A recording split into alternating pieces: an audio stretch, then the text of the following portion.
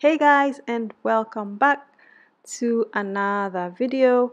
In today's video we will be making a breakfast porridge, and typically in Ghana you've got a choice of breakfast porridges. You've got your cocoa, you've got your oats, your Tom Brown, Hausa cocoa. There are really just a lot of options when it comes to breakfast porridges.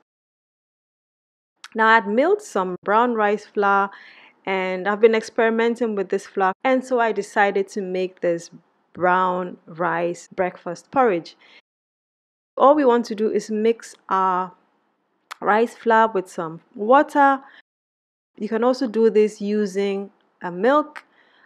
If you're making this using milk only, take note so that the bottom of your pan does not burn.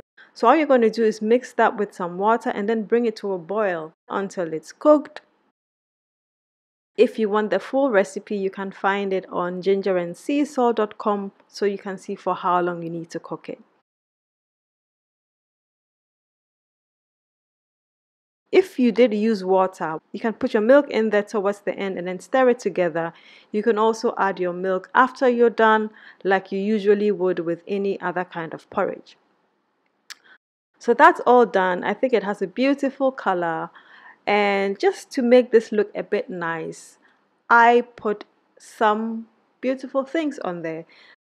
You've got your star fruit, some crushed groundnuts, and then some cinnamon, sugar, and just make your porridge look really pretty. The rice is local, which is also amazing. Some shaved chocolate, because who says you can't have chocolate in the morning? And that's it, your new breakfast porridge. It's really a delight. This is just something I thought would make a nice alternative to some of the things that we already have.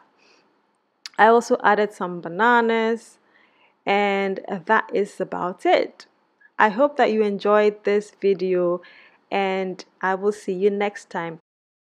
Remember to subscribe and like if you like this video, and happy eating!